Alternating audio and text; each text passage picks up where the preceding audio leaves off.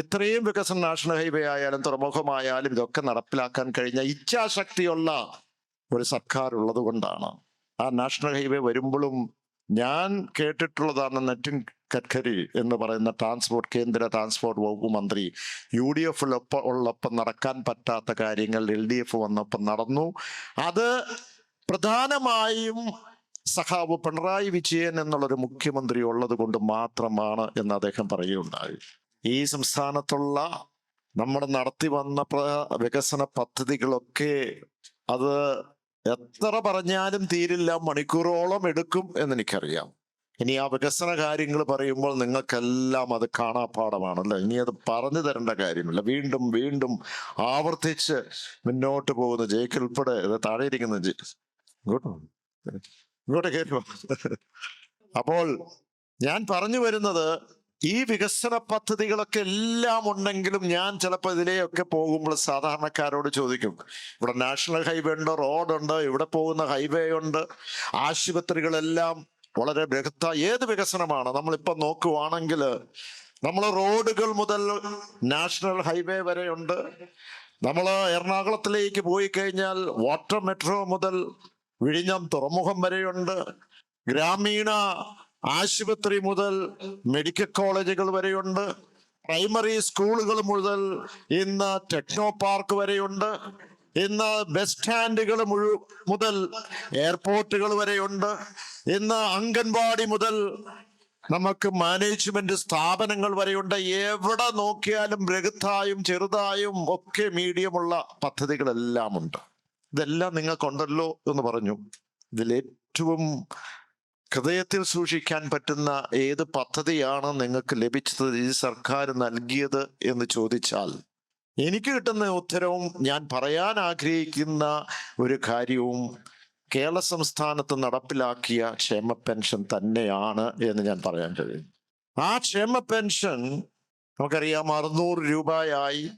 ആ ക്ഷേമ പെൻഷൻ പിന്നെ 1600 2000 അത് പറയുമ്പോൾ ഒരു പാലാക്കാരൻ എന്ന നിലയ്ക്ക് എനിക്ക് ചെറിയ കാര്യം കൂടെ പറയാനുണ്ട്. ക്ഷേമ പെൻഷൻ ആദ്യമേ വെറും 45 രൂപ മാത്രമേ ഉണ്ടായിരുന്നുള്ളൂ. അത് 1980 സാധാരണ രീതിയിൽ ഒരു ബഡ്ജറ്റ് അവതരിപ്പിക്കുമ്പോൾ ആ ബഡ്ജറ്റിന് തൊട്ട് മുമ്പ് ആരാണോ മുഖ്യമന്ത്രി അതിന്റെ തലേ ദിവസം രാത്രി പോയി ഈ ധനകാര്യമന്ത്രി പ്രിപ്പയർ ചെയ്ത തയ്യാറാക്കിയ ബഡ്ജറ്റുകൾ മുഴുവൻ വായിച്ചു കേൾപ്പിക്കും. ആ വായിച്ചു കേൾപ്പിച്ചതിന് ശേഷം ആ സമയത്ത് മുഖ്യമന്ത്രിക്ക് എന്തെങ്കിലും അഭിപ്രായം ഉണ്ടെങ്കിൽ ആ അഭിപ്രായം കൂട്ടിച്ചേർക്കും, എന്തെങ്കിലും മാറ്റിവെക്കണമെന്നുണ്ടെങ്കിൽ മാറ്റിവെക്കും. അങ്ങനെ വായിച്ച് ഇങ്ങോട്ട് വന്നു കഴിഞ്ഞപ്പോൾ കുറച്ച് കഴിഞ്ഞപ്പോൾ ഒരു പദ്ധതിയെ പറ്റി അങ്ങ് വായിച്ചപ്പോൾ അന്നത്തെ മുഖ്യമന്ത്രി ഏറ്റുനിന്ന് അന്നത്തെ ധനകാര്യമന്ത്രിയെ ഒന്ന് കെട്ടിപ്പിടിച്ചു, ആലിംഗനം ചെയ്തിട്ട് പറഞ്ഞു, മറ്റൊന്നുമല്ല, കേരളം ഉള്ളിടത്തോളം കാലം ഇത് ജനങ്ങൾ ഓർത്തിരിക്കും എന്ന് പറയുകയുണ്ടായി. ആരായിരുന്നു അന്നത്തെ മുഖ്യമന്ത്രി? സഖാവ് EK നായനാരായിരുന്നു. ആരായിരുന്നു അന്നത്തെ ധനകാര്യമന്ത്രി? ശ്രീ KM മാണിയായിരുന്നു അന്നത്തെ ധനകാര്യമന്ത്രി. ഏത് മുന്നണിയായിരുന്നു അന്ന് കേരള സംസ്ഥാനത്തുണ്ടായിരുന്നത്? അത് ഇടതുപക്ഷ ജനാധിപത്യ മുന്നണി ആയിരുന്നു എന്നുള്ളതാണ്. അവിടുന്ന് ക്ഷേമ പദ്ധതികൾ അത് രാജ്യത്താദ്യമായിട്ടായിരുന്നു, കേരള സംസ്ഥാനത്തെ ആദ്യത്തെ അല്ല, രാജ്യത്താദ്യമായിട്ടായിരുന്നു എന്നുള്ളതാണ്. ക്ഷേമ പദ്ധതികൾ പലക്കെ അങ്ങോട്ട് മുന്നോട്ട് പോയി. പക്ഷെ ആ ക്ഷേമ പദ്ധതികൾ ജനങ്ങളുടെ അടുത്തേക്ക് കൊണ്ടെത്തി എല്ലാ ജനവിഭാഗങ്ങളെ ചേർത്ത് പിടിച്ചത് ആര് എന്ന് ചോദിച്ചാൽ ഞാൻ പറയും, ഇത് ഇടതുപക്ഷ ജനാധിപത്യ മുന്നണി സർക്കാരാണ് എന്ന് പറയാൻ ആഗ്രഹിക്കുകയാണ്.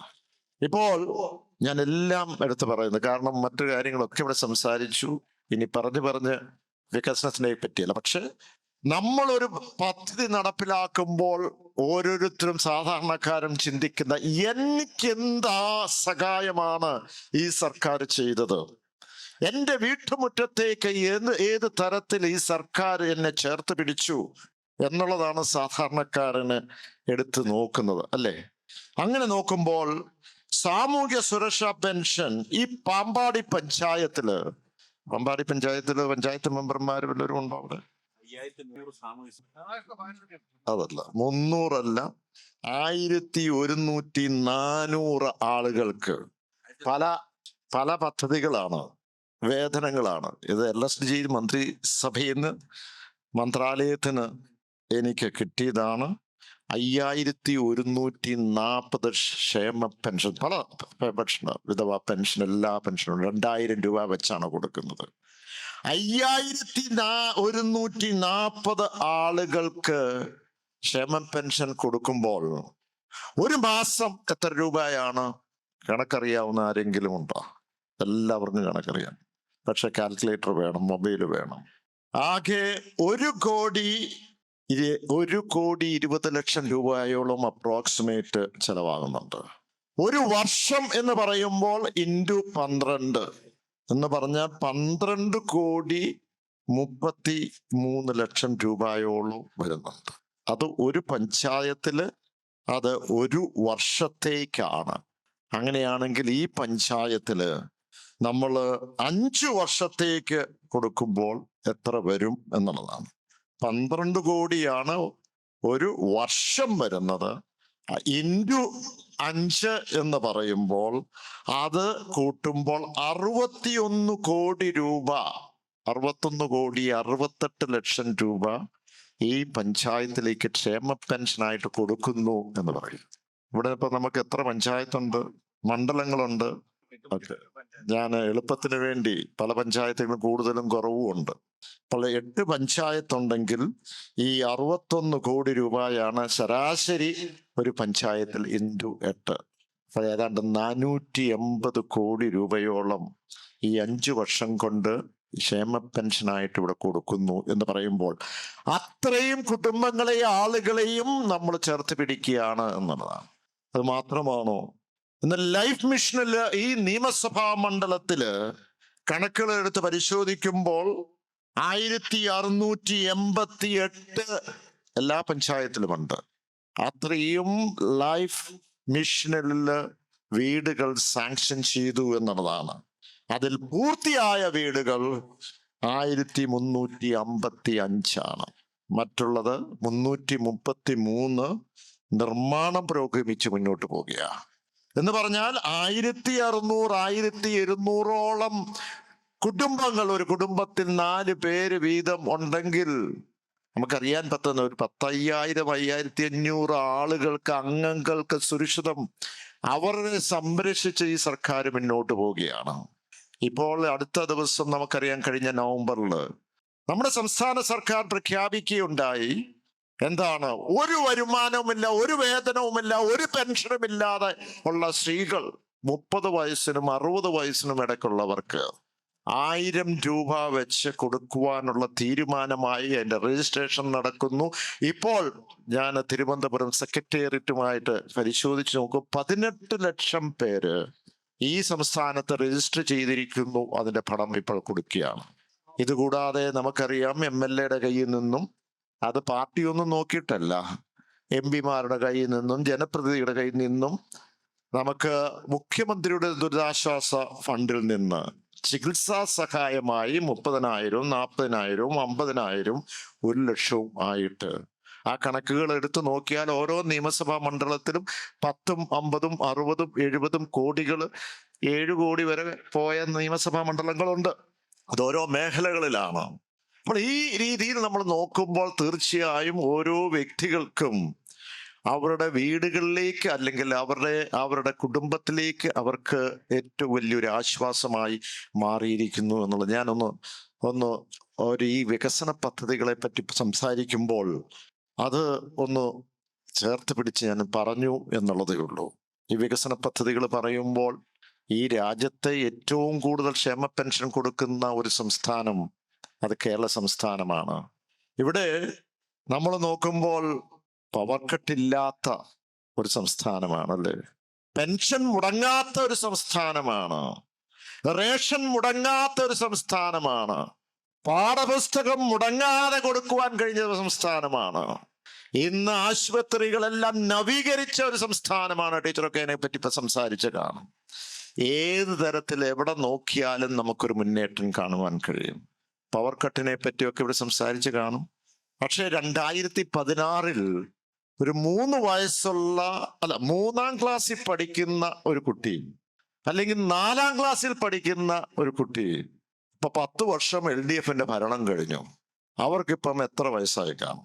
4ാം ക്ലാസ്സിൽ പഠിച്ച ഒരു കുട്ടി 2016 ആണെങ്കിൽ ഇപ്പൊ 2026 10 വർഷം കഴിഞ്ഞു. എത്ര വയസ്സായി കാണും മാത്തുക്കുട്ടി? 19 വയസ്സായി. ഒരു വർഷം കുറച്ചു, 18 വയസ്സ് കഴിഞ്ഞു മേജറായി. അപ്പം 18 വയസ്സ് കഴിഞ്ഞ് അവരോട് ചോദിക്കുക, നിങ്ങൾക്ക് പവർ കട്ട് എന്താണോ, പവർ ഫെയിലിയർ എന്താണോ, അല്ലെങ്കിൽ ലോഡ് ഷെഡിങ് എന്താണോ എന്ന് ചോദിച്ചാൽ അത് എന്താണ് എന്ന് എനിക്കറിയില്ല എന്ന് മാതാപിതാക്കളോട് ചോദിക്കും. കഴിഞ്ഞ 10 വർഷക്കാലമായി ഇവിടെ വൈദ്യുതിയുടെ പവർ കട്ട് ഇല്ലാത്ത ഒരു സംസ്ഥാനം എന്ന് പറയുമ്പോൾ മറ്റതും തമിഴ്നാട് ഉൾപ്പെടെയുള്ള സംസ്ഥാനങ്ങളിൽ എല്ലായിടത്തും പവർ കട്ടുണ്ട്, പക്ഷെ ഇവിടെ ഇല്ല. അത് വലിയൊരു മുന്നേറ്റമാണ്. ആ പവർ കട്ടിന്റെ കാര്യങ്ങൾ പറയുമ്പോൾ നമുക്കറിയാം, ഇവിടെ നമ്മുടെ 2020 കാലഘട്ടത്തിൽ കോവിഡ് വന്നതിന് ശേഷം ആ കോവിഡുമായി ബന്ധപ്പെട്ടൊക്കെ ഇവിടെ സംസാരിച്ച് കാണും. എത്രയോ വലിയ പദ്ധതികളാണ് കേരള സംസ്ഥാനത്ത് ചെയ്തത്. ഈ രാജ്യത്തിന് പോലും ഓരോ കുടുംബങ്ങളെ ഐഡന്റിഫൈ ചെയ്ത് കണ്ടുപിടിച്ച് അവരെ ക്വാറന്റൈനിലാണെങ്കിൽ അവരെ മാറ്റിപ്പാർപ്പിക്കേണ്ടതാണ്. മാറ്റിപ്പാർപ്പിച്ച് പഞ്ചായത്തുകളിലെ ക്യാൻറ്റീന് കൊണ്ടുവന്ന് അവർക്ക് ഭക്ഷണം കൊടുത്ത് ആ പദ്ധതി ഈ രാജ്യത്ത് ഒരിടത്തും ചെയ്തിട്ടില്ല. പക്ഷെ അത് ഈ സംസ്ഥാനത്ത് മാത്രമേ ചെയ്തിട്ടുള്ളൂ. ഇത് ഞാൻ പറഞ്ഞതല്ല കേട്ടോ. നമുക്കറിയാം, ഇവിടെ അന്നത്തെ ആരോഗ്യമന്ത്രി ഉൾപ്പെടെയുള്ളവിടെ ഇരിപ്പുണ്ട്. അത് അവരും പറഞ്ഞതല്ല. പക്ഷെ ഞാനൊരു MP എന്ന നിലയ്ക്ക് കേന്ദ്രത്തിൽ പല IAS ഉദ്യോഗസ്ഥരെ ഇവിടുത്തെ വികസനവുമായി ബന്ധപ്പെട്ട് അവരെയൊക്കെ ആയി ബന്ധപ്പെട്ട ആ കാലഘട്ടത്തിൽ അവിടെ പോവുകയും ചർച്ച ചെയ്യുകയും വെള്ളപ്പൊക്കം ഉണ്ടായപ്പോഴൊക്കെ അവര് പറഞ്ഞത് കേരളത്തെ കണ്ടുപിടിക്കണം. എത്രയോ മനോഹരമായ ഒരു സിസ്റ്റമാണ് നിങ്ങൾക്കുള്ളത്. എല്ലാവരും അതിനകത്ത് പൊതുസമൂഹം ഉൾപ്പെടെ സഹായിച്ചു. അത് വലിയൊരു വലിയ കാര്യമാണ്. ഞാൻ പറഞ്ഞു വരുന്നത്, ഈ പവർ കട്ടുമായി ബന്ധപ്പെട്ട് കോവിഡ് കഴിഞ്ഞതിന് ശേഷം ഇന്ന് നമ്മുടെയൊക്കെ വളരെയധികം കുട്ടികള് ഇന്ന് IT-യുമായി ബന്ധപ്പെട്ട ടെക്നോ പാർക്കിലും ഇൻഫോ പാർക്കിലും അതുപോലെ തന്നെ ചെന്നൈയിലും മദ്രാസിലും ബോംബെയിലും ഒക്കെ ഉണ്ട്. അവിടെയൊക്കെയുള്ള ആ കുട്ടികൾ അല്ലെങ്കിൽ ആ യുവാക്കൾ ജോലി ചെയ്യുന്നവരൊക്കെ ആ മാനേജ്മെന്റ് ആ കമ്പനിക്കാർ പറഞ്ഞു, നിങ്ങൾ ഇപ്പൊ ഇനി വരണ്ട. അന്നേരം ഒരു സ്ട്രാറ്റജി അവരെടുത്തു. നിങ്ങൾ വീട്ടിൽ വെച്ച് ജോലി ചെയ്തു, വർക്ക് ഫ്രം ഹോം. എത്രയോ പേർക്കുണ്ട്. ഞാൻ പാലായിൽ ഒരു പഞ്ചായത്ത് ഇലക്ഷൻ വന്നപ്പോൾ എൻ്റെ വാർഡിൽ തന്നെ ഞാൻ ഒന്ന് പരിശോധിച്ച് നോക്കിയപ്പോൾ 123 കുടുംബങ്ങളിലെ മക്കളും ചിലയിടത്ത് പെങ്ങളും ആങ്ങളെയും പലരും വീട്ടിലിരുന്നാണ് ജോലി ചെയ്യുന്നത്. ജോലി ചെയ്യുന്ന എങ്ങനെയാ? രാത്രി ചിലപ്പോൾ അമേരിക്കൻ കമ്പനി ആയിട്ടാണെങ്കിൽ രാത്രി ജോലി ചെയ്യേണ്ടി വരും. കാരണം സമയവ്യത്യാസമുള്ളത് കൊണ്ടാണ്. അങ്ങനെ ചെയ്യുമ്പോൾ എങ്ങനെയാ ജോലി ചെയ്യുന്ന? കമ്പ്യൂട്ടർ ലാപ്ടോപ്പ് ഓപ്പൺ ചെയ്ത് അവിടുത്തെ വൈഫൈ എടുത്ത് അതിൽ കൂടെയാണ് ജോലി ചെയ്യുന്നത്. ഒന്ന് ചിന്തിച്ച്, ഇടയ്ക്കിടയ്ക്ക് ഇങ്ങനെ പവർ കട്ട് വന്നുകൊണ്ടിരിക്കുകയാണെങ്കിൽ ഈ നാട് വിട്ടു പോകും. കാരണം അവർക്ക് ജോലി ചെയ്യാൻ കഴിയില്ല. അവരുടെ ജോലി പോകും. വളരെ സ്ട്രിക്റ്റ് ആണ് ഇങ്ങനെയുള്ള കമ്പനികൾ. കാരണം കൃത്യമായ അവരുടെ സോഫ്റ്റ്വെയർ വെച്ചുകൊണ്ട്, കണക്ടിവിറ്റി വെച്ചുകൊണ്ട് അങ്ങോട്ടും ഇങ്ങോട്ടും സംസാരിച്ചും ഡേറ്റ എൻട്രി ചെയ്തും ഒരു സെക്കൻഡ് താമസിച്ചു പോയാൽ അവർ സപ്ലൈ ചെയ്യുന്ന ആ കമ്പനികൾ മറ്റ് കമ്പനികൾക്ക് കൊടുക്കുന്ന ഇൻഫർമേഷൻസ് അതിന് താമസം വരും. തീർച്ചയായും അവരെ എടുത്ത് മാറ്റും എന്നുള്ളതാണ്. ഇത് വലിയൊരു അനുഗ്രഹമായി, ഈ പവർ കട്ട് ഇല്ലാത്തത് അനുഗ്രഹമായി യുവാക്കൾക്ക് മാറി എന്നുള്ളതാണ്. അപ്പൊ ഞാൻ ദീർഘമായ പ്രസംഗത്തിലേക്ക് പോകുന്നില്ല. ഇന്ന് നമ്മളെ സംബന്ധിച്ചിടത്തോളം നമുക്കറിയാം, ഇന്ന് മറുവശത്ത് ഇതൊക്കെ ചെയ്യുമ്പോഴും ഇതിനുള്ള ഒരു സാഹചര്യം കേരള സംസ്ഥാനത്തില്ല. കാരണം ഇതിനെല്ലാം പണം വേണം. ആ പണം എവിടെ നിന്നാണ് കിട്ടേണ്ടത്? ജനങ്ങളിൽ നിന്നാണ്. ജനങ്ങൾ ടാക്സ് കൊടുക്കുന്നത് അതെന്തിനു വേണ്ടിയാണ്? അത് സർക്കാരിൽ നിന്ന് സർക്കാരിന് വേണ്ട ആ വികസന പദ്ധതി നടപ്പിലാക്കാനാണ്. പക്ഷെ ആ പണം ഇപ്പൊ എങ്ങോട്ടാ പോകുന്നത്? GST എന്ന് പറയുന്ന സമ്പ്രദായം വന്നതിന് ശേഷം അത് കേന്ദ്രത്തിലേക്ക് പോകുന്നു എന്നാണ്. കേന്ദ്രം എന്ത് ചെയ്യും? കേന്ദ്രം ഓരോ സംസ്ഥാനത്തിന്റെയും പദ്ധതികളിൽ നോക്കിയിട്ട് അതനുസരിച്ചും അർഹതപ്പെട്ടതനുസരിച്ചും എത്രയാണോ അങ്ങോട്ട് കൊടുക്കുന്നത് അനുസരിച്ച് നമുക്ക് തിരിച്ച് അർഹതപ്പെട്ടത് തരേണ്ടതാണ്. പക്ഷെ കേരള സംസ്ഥാനത്ത് ഇപ്പോൾ എന്ത് നടക്കുന്നു എന്നുള്ളത്, കേരള സംസ്ഥാനത്ത് കഴിഞ്ഞ 10 വർഷക്കാലമായി സാമ്പത്തികമായി നമ്മളെ ഞെരുക്കം കൊള്ളിക്കുകയാണ്. അതിന്റെ കാരണം എന്താ? അവര് നോക്കിയപ്പോൾ BJPക്ക് ഇവിടെ വളരാൻ കഴിയുന്നില്ല. BJPക്ക് വളരാൻ കഴിഞ്ഞാൽ ഞങ്ങൾ തരാം, ഇല്ലെങ്കിൽ ഞങ്ങൾ തരില്ല. ഒരു പൊളിറ്റിക്കലായിട്ടൊരു ഗെയിൻ, ഒരു നേട്ടം അവരുണ്ടെങ്കിൽ മാത്രമേ തരൂ. അങ്ങനെയുള്ള സംസ്ഥാനങ്ങൾ ഞങ്ങൾ കൊടുക്കും. അങ്ങനെയുള്ള സംസ്ഥാനങ്ങൾ അവര് ഭരിക്കുന്ന സംസ്ഥാനം BJP ഭരിക്കണം. അതിപ്പോൾ നമ്മുടെ മധ്യപ്രദേശ് ആയാലും UP ആയാലും ജാർഖണ്ഡ് ആയാലും ഇന്ന് മറ്റ് മേഖലകള് ഗുജറാത്ത് ആയാലും വാരിക്കോരി കൊടുക്കും. അതിന് ഉദാഹരണങ്ങൾ ഇഷ്ടം പോലെ പറയാനുണ്ട്. ഞാൻ ഓർക്കുന്ന വയനാട് എന്ന് പറയുന്ന ജില്ല ആ ദുരന്തമുണ്ടായി. ആ ദുരന്തമുണ്ടായപ്പോൾ അന്ന് രാജ്യസഭയിൽ ഞങ്ങളെല്ലാം ഇരിക്കുമ്പോൾ അന്നേരമാണ് രാവിലെ ഈ മെസ്സേജ് വരുന്നത്. അന്ന് കിട്ടിയ വിവരം 45 പേരുടെ ബോഡി കിട്ടിയ സമയത്ത് ബാക്കിയുള്ളവരുടെ ആ ശരീരമൊക്കെ മറ്റ് ജില്ല കോഴിക്കോട് നദിയിൽ കൂടെ ഒഴുകി എത്തി. അന്നേരം ചാനലുകാർ പറയുന്നു 500ഓളം ആളുകളെ കാണാനില്ല എന്ന് പറയുമ്പോൾ കാര്യം ശരിയാണ്.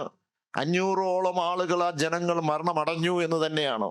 രാജ്യസഭയിൽ ഏറ്റുനിന്ന് പറഞ്ഞു, ഞങ്ങൾ പറഞ്ഞു 1 മിനിറ്റ് ഞങ്ങൾക്ക് തരണം. ഇടതുപക്ഷത്തിന്റെയുള്ള എംപിമാർ ഞാൻ അടക്കം പറയും, 1 നിമിഷം ഞങ്ങൾക്ക് തരണം ഒന്ന് സംസാരിക്കാൻ. അത് സംസാരിക്കാനായിട്ട് അവർ സമ്മതിച്ചില്ല. ചെയർമാൻ, അന്നുണ്ടായിരുന്ന ചെയർമാൻ ധൻകർ, അദ്ദേഹത്തിന് BJP തന്നെ എന്തോ കാര്യത്തിന് വേണ്ടി എടുത്തു മാറ്റി. രാജ്യത്ത് ഒരു വൈസ് പ്രസിഡന്റ് എടുത്ത് ദൂരോട്ട് കളയുക, മറ്റേ ഒരാൾ എടുത്തു വെക്കുക. ഈ ചരിത്രത്തിൽ ഉണ്ടായിട്ടില്ല. പക്ഷെ അദ്ദേഹം തന്നില്ല. ഞങ്ങള് ആകപ്പാടെ ഉള്ളവര് ബഹളം വെച്ച് കാറി കൂവി വെല്ലിലേക്ക് ഇറങ്ങി അങ്ങ് മുന്നോട്ട് ചെന്ന് കഴിഞ്ഞപ്പോൾ 1 മിനിറ്റ് തന്നു. ആ 1 മിനിറ്റ് തന്നത് എന്തിനാ? കാര്യം അറിയാം, പക്ഷെ അത് മതി എന്ന് പറഞ്ഞ്. ഇത് മറ്റേതെങ്കിലും സംസ്ഥാനത്താ നടന്ന BJP ഭരിക്കുന്ന സംസ്ഥാനത്ത് 1 മണിക്കൂറും 2 മണിക്കൂറും അവിടെ സമയം കൊടുക്കും. 500 പേരോളം മിസ്സിംഗ് ആയി മരണമടഞ്ഞു എന്ന് പറഞ്ഞപ്പോൾ എനിക്ക് തന്നത് 62 സെക്കൻഡാണ്. മൈക്ക് ഓഫ് ചെയ്തു. വിട്ടാസ് ഉണ്ടായിരുന്നു, ഇവിടെ റഹീം ഉണ്ടായിരുന്നു, സുനീഷ് ഉണ്ടായിരുന്നു, ഇവരെല്ലാവരും. പക്ഷെ ഞാൻ പറഞ്ഞു വരുന്നത്, ഇതിന്റെ 2 ദിവസം മുമ്പ് അവിടെ ഒരു IAS കോച്ചിങ്ങുമായി ബന്ധപ്പെട്ട് അവിടെ 2 കുട്ടികള് വെള്ളത്തിൽ മുങ്ങി മരിച്ചു. പെട്ടെന്ന് ഡ്രെയിനേജ് നിറഞ്ഞ്, നിങ്ങൾ ഓർക്കുന്നുണ്ടാവും, അതിനകത്തൊരു മലയാളിയും ഉണ്ടായിരുന്നു. അപ്പോൾ ആ സബ്ജക്റ്റ് വന്നു. അത് നിർഭാഗ്യകരമായി പോയി, മരണമടഞ്ഞു. അന്നേരം അവര് തന്നെ ആരും ചോദിക്കാതെ തന്നെ ചെയർ ഏറ്റുനിന്ന് പറഞ്ഞു. ചെയർ പറഞ്ഞു, നമുക്കിതൊരു വലിയ വിഷയമാണ്, യൂത്തിന്റെ വിഷയമാണ്. ആ വിഷയത്തെ പറ്റി ഡൽഹിയിൽ ഇങ്ങനെ ഉണ്ടായത്, നമുക്ക് അത് ചർച്ച ചെയ്യണം എന്ന് ചെയർമാൻ പറയുക. ചെയർമാൻ സമയം കൊടുത്തു. 2-3 പേര് സംസാരിച്ചു. അന്നേരം ഡൽഹിയിലുള്ള ആം ആദ്മിയുടെ ഒരു MP രാജ്യസഭയിൽ ഉണ്ടായിരുന്നത് അവരെ കൊണ്ട് സംസാരിപ്പിച്ചു. ഒരു ലേഡിയാ, സ്വാതി. അവരെ കൊണ്ട് സംസാരിപ്പിച്ച് 25 മിനിറ്റ് സംസാരിപ്പിച്ചു. സമയം കൊടുക്കുന്നതിന് കുഴപ്പമില്ല, സംസാരിച്ചിട്ട്. എന്തുകൊണ്ടാണ് കൊടുത്തത്? അവര് ആയതിനു ശേഷം ആം ആദ്മിന്ന് കൂറുമാറി അവര് മാറി നിൽക്കുകയാണ്. അപ്പോൾ അവരെ കൊണ്ട് ആം ആദ്മിക്കെതിരെ, അന്ന് ഭരിച്ചുകൊണ്ടിരുന്നത് ആം ആദ്മിയാണ്, കെജ്രിവാളാണ്, അവരുടെ മേഖലയിലാണ്, ഡൽഹിയിലാണ്, മെട്രോയിലാണ് വെള്ളം കയറിയത്. അവർക്കെതിരെ ആഞ്ഞടിക്കുവാൻ വേണ്ടി സമയം കൊടുക്കുകയാണ്. കൊടുത്തോട്ടെ, പൊളിറ്റിക്കലാണ്. പക്ഷെ അങ്ങനെ ഓരോ കാര്യത്തിലും എവിടെയാണോ നേട്ടം വേണ്ടത് അവിടെ അതനുസരിച്ച് മാത്രമേ അവർ പെരുമാറുകയുള്ളൂ. ഇവിടെ 500 പേര് മരിച്ചിട്ട് കൊടുത്തില്ല. എന്ത് വന്നു? ഞങ്ങളൊക്കെ അന്ന് വൈകിട്ട് തന്നെ വയനാട്ടിൽ പോയി. അവിടെ പ്രധാനമന്ത്രി വന്നു. ഒരു ഫോട്ടോ ഞാൻ ഇപ്പോഴും ഓർക്കുന്നു. ഞാൻ കുഞ്ഞിനെ കണ്ടതാണ്. അതിനുശേഷം അവിടെയുള്ള ആ ക്യാമ്പുകളിലൊക്കെ ഞാനും പോയി. അതിന്റെ പിറ്റേ ദിവസം തന്നെ ബാംഗ്ലൂർ ചെന്ന് വണ്ടി പിടിച്ച് വയനാട്ടിലേക്ക് ചെന്നു. പ്രധാനമന്ത്രി വന്ന് ഒരു 12 വയസ്സുള്ള ഒരു കുട്ടിയെ ചേർത്ത് പിടിച്ചൊരു പടം, അന്ന് നിങ്ങൾ ഓർക്കുന്നുണ്ടാകും, ഒരു ചേർത്ത് പിടിച്ചൊരു പടം. എന്നിട്ട് പറഞ്ഞു, ഞങ്ങളുണ്ട് കൂടെ എന്ന് പറഞ്ഞു. എവിടെയാണ്? ഇത്രയും സംഭവം നടന്നിട്ട് 2221 കോടി രൂപ അതാണ് കേന്ദ്ര സർക്കാർ മുന്നോട്ട് വെച്ചത്. ഇത്രയും തകർന്നു കിടക്കുന്നു, റീബിൽഡ് ചെയ്യുവാൻ വേണ്ടി. തന്നത് വെറും 225 കോടി, ഏകദേശം കോടി രൂപ മാത്രമാണ്. മറ്റുള്ള അതിന്റെ കൂടെ ഒരു ബില്ലൂടെ അയച്ചു. അത് എയർഫോഴ്സിന്റെ ഒരു ബില്ലാണ്, 132 കോടി രൂപ. എന്തിനാണെന്നറിയണ്ടേ? അവിടെയുള്ള മൃതദേഹമൊക്കെ എയർലിഫ്റ്റ് ചെയ്തതിന്റെ കേന്ദ്രത്തിന്റെ ചെലവ്. ഇതാണ് അവർ തിരിച്ചിങ്ങോട്ട് അയച്ചത്. കണ്ണിൽ ചോരയില്ലാതെ പ്രവർത്തിക്കുന്ന കേന്ദ്രം. മറ്റു സംസ്ഥാനമായ ആസാമിന് കൊടുത്തു, അവിടെ 1600 കോടി രൂപ. അതുപോലെ തന്നെ 2000 കോടി രൂപ ജാർഖണ്ഡിന്. ഇങ്ങനെയുള്ള പ്രദേശങ്ങളിൽ മുഴുവൻ, അവർ ഭരിക്കുന്ന പ്രദേശങ്ങളിൽ മുഴുവൻ 1500-2000 കോടി രൂപ വീതം കൊടുക്കുകയാണ്. അവിടെ ഞാൻ ചുരുക്കട്ടെ, ഇവിടെ നമ്മൾ കാണുന്നത്, ഇപ്പോൾ നമ്മൾ റബ്ബറിന്റെ നാടാണ്, റബ്ബർ ബോർഡൊക്കെ തൊട്ടടുത്തുള്ള പ്രദേശങ്ങളിലാണ്, റിസർച്ച് സെന്ററൊക്കെ തൊട്ടടുത്ത് തന്നെയാണ്. റബ്ബറിനെ പറ്റി നമ്മൾ സംസാരിക്കും, അതിന്റെ വില കൂട്ടണമെന്ന് പറയും. ഏറ്റവും കൂടുതൽ ഇതുമായി ബന്ധപ്പെട്ട് സമരങ്ങൾ നടത്തിയതിലും ഇടപെടലുകൾ നടത്തിയതിലും ഞാൻ ഇവിടെ തന്നെ നിരാഹാരം ഒരു 7 ദിവസം ഇവിടെ കിടന്നിട്ടുണ്ട്, അന്ന് BJP ഭരിക്കുമ്പോൾ.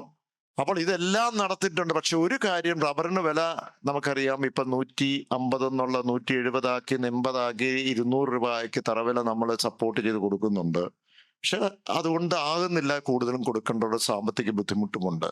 പക്ഷെ 1 മിനിറ്റ് മതി കേന്ദ്ര സർക്കാരിന് റബ്ബറിന്റെ വില ഉയർത്തുവാനായിട്ട്. അവരുടെ നയത്തിനെ ആശ്രയിച്ചാണ്, അവരുടെ പോളിസിയെ ആശ്രയിച്ചാണ്. കേന്ദ്രത്തിന്റെ പോളിസി എന്ന് പറഞ്ഞാൽ ഇറക്കുമതി ചെയ്യുമ്പോൾ അതിന്റെ ഇമ്പോർട്ട് ഡ്യൂട്ടി കൂട്ടിയാൽ ഇറക്കുമതി കുറയും, ഇവിടുന്നുള്ള റബ്ബർ ഉപയോഗിക്കും. സാധാരണ ഭാഷയിൽ പറഞ്ഞാൽ അത് അവർ ചെയ്യാൻ തയ്യാറല്ല. ഒരു 5-6 വ്യവസായികളുണ്ട്, അവരെ സഹായിക്കാൻ വേണ്ടി മാത്രമാണ്.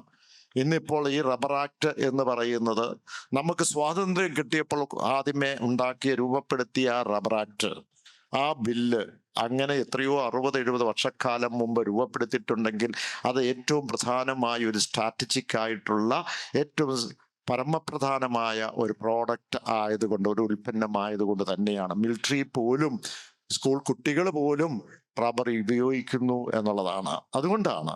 പക്ഷെ ഇപ്പോൾ അവര് പതുക്കെ ഒരു മേഴ്സി കില്ലിംഗ് ആണ് റബ്ബർ ബോർഡിനെ ചെല്ലുന്നത്. ഇവിടെ റിസർച്ച് നടക്കുന്നില്ല, ഇവിടെ സബ്സിഡി കൊടുക്കുന്നില്ല, ഇവിടെ ബോർഡിലെ ആക്റ്റീവ് അല്ല. എന്താണ് ചെയ്യുന്നത്? അവര് പതുക്കെ ഇതങ്ങ് ഷിഫ്റ്റ് ചെയ്യുക. എങ്ങോട്ടാണ്? പതുക്കെ മാറ്റിയെടുക്കുക, നോർത്ത് ഈസ്റ്റിലേക്ക് മാറ്റിയെടുക്കുകയാണ്. സാധാരണ രീതിയിൽ ഈ രാജ്യത്ത് ഒറ്റ വിപണി ഉണ്ടായിരുന്നു റബ്ബറുമായി ബന്ധപ്പെട്ട്, അത് കേരള സംസ്ഥാനമായിരുന്നു. അത് മറ്റൊരു വിപണി അദാർത്തറിലേക്ക്, ത്രിപുരയിലേക്ക് കൊണ്ടുപോയി അവിടെ ആരംഭിച്ചു കഴിഞ്ഞു. ഇവിടുന്നുള്ള ആ വിൽപ്പന കുറയ്ക്കുവാനും അവിടുന്നാണ് കൂടുതൽ സൗകര്യങ്ങൾ ഉണ്ടല്ലോ, ട്രാൻസ്പോർട്ടേഷൻ കുറയൂല്ലോ എന്നോർത്തുകൊണ്ടാണ്. അപ്പൊ ഞാൻ ചുരുക്കട്ടെ, ഇത്രയെല്ലാം വിഷയങ്ങളുണ്ടെങ്കിലും, ഇത്രയെല്ലാം വികസനമുണ്ടെങ്കിലും നമ്മൾ കാണുന്ന UDFന്റെ മനോഭാവം എന്താണ്? ഈ വിഷയവുമായി, കേന്ദ്രത്തിന്റെ വിഷയവുമായി ബന്ധപ്പെട്ട് ഈ പറയുന്ന സാമ്പത്തിക ഞെരുക്കം ഉണ്ടായപ്പോൾ, ഞാൻ ഇതോടെ പറഞ്ഞ് ഞാൻ നിർത്തുകയാണ്. നമ്മുടെ മുഖ്യമന്ത്രിയും നമ്മുടെ മന്ത്രിമാരെല്ലാവരും കേന്ദ്രത്തിൽ പോയി സമരം നടത്തി. രാജ്യത്ത് ആദ്യമായിട്ടാണ് ഒരു മുഖ്യമന്ത്രി പോയി ഡൽഹിയിൽ ഇരുന്ന് സമരം, സത്യാഗ്രഹം നടത്തുക. എന്തിനാണ്? നമുക്ക് അർഹതപ്പെട്ട പണം തരണമെന്ന് ആവശ്യപ്പെട്ടുകൊണ്ടാണ്. നമ്മൾ പ്രതിപക്ഷത്തിനെയും വിളിച്ചു. പക്ഷെ പ്രതിപക്ഷം ഒരു മെമ്മോറാണ്ടത്തിൽ പോലും ഒപ്പിടാൻ തയ്യാറായില്ല. UDF എന്ന് പറഞ്ഞാൽ കേരളത്തിൽ വികസനം ഉണ്ടാക്കാൻ പാടില്ല, കേരളത്തിൽ കേന്ദ്രവുമായി ബന്ധപ്പെട്ടുകൊണ്ട് സാമ്പത്തിക ഞെരുക്കം ഉണ്ടാകട്ടെ എന്ന് അവർ കാണുകയാണ്, അവർ സന്തോഷിക്കുകയാണ്. അങ്ങനെയാണെങ്കിൽ മാത്രമേ കേരളം തകരൂ എന്നുള്ളത് ചിന്തിച്ചുകൊണ്ട് തന്നെയാണ് ഈ അടുത്ത നാളില് അതിദാരിദ്ര്യമില്ലാത്ത കേരളമായി കഴിഞ്ഞ നവംബർ 1-ാം തീയതി പ്രഖ്യാപിച്ചു. അപ്പോൾ ഒരു കാര്യം, കഴിഞ്ഞ ഒരു 3-4 ദിവസം മുമ്പ് ഒരു ചോദ്യം പാർലമെന്റില് കോൺഗ്രസിന്റെ MP-മാര്, UDFന്റെ MP-മാര് എഴുതിയിട്ട് ചോദിച്ചു, കേന്ദ്ര സർക്കാർ അറിഞ്ഞോ ഈ പറയുന്ന കേരളം എന്ന് പറയുന്ന അതിദാരിദ്ര്യമില്ലാത്ത സംസ്ഥാനമായി പ്രഖ്യാപിച്ചു, അങ്ങനെ പ്രഖ്യാപിച്ചു ഇല്ലയോ എന്നുള്ളത് നിങ്ങൾ അറിഞ്ഞു? അവർ പറഞ്ഞു അറിഞ്ഞു. അങ്ങനെയാണെങ്കിൽ അവർക്ക് ദാരിദ്ര്യം കുറഞ്ഞല്ലോ. അവരുടെ റേഷൻ കാർഡിൽ എന്തെങ്കിലും മാറ്റം വന്നോ? എത്ര റേഷൻ കാർഡ് അങ്ങനെയാണെങ്കിൽ ഡിലീറ്റ് ചെയ്യുമോ? ചെയ്തോ? എത്ര നമ്പർ ഉണ്ട് എന്ന് പറഞ്ഞാൽ കുറയ്ക്കുമോ എന്നത് അവർക്കറിയില്ലായിരുന്നു. ഏതാ? കോൺഗ്രസ്സുകാർക്ക്. അതിദാരിദ്ര്യമുള്ള ഈ മക്കളും ഈ കുടുംബങ്ങളും 67,000 എന്ന് പറഞ്ഞത് അവർക്ക് വീടില്ല, സ്ഥലമില്ല, റേഷൻ കാർഡില്ല, അവർക്ക് ആരാരുമില്ലാത്തവരെ കണ്ടുപിടിച്ചാണ് അവർ മുഖ്യധാരയിലേക്ക് കൊണ്ടുവന്നത്. എന്തിനാ ചോദിച്ചത്? അതിന്റെ ബുദ്ധി ഇങ്ങനെയുണ്ടെങ്കിൽ ആ റേഷൻ കാർഡെങ്കിലും കട്ട് ചെയ്താൽ ഇവിടെയുള്ളവർക്കൊക്കെ ഒരു വിരോധം വരൂലോ, അങ്ങനെയെങ്കിലും കേരളത്തിന്റെ വികസനം, ജനങ്ങളുടെ വികസനം തകർക്കാൻ കഴിയൂലോ എന്നുള്ളതാണ്. മനസ്സിലായോ?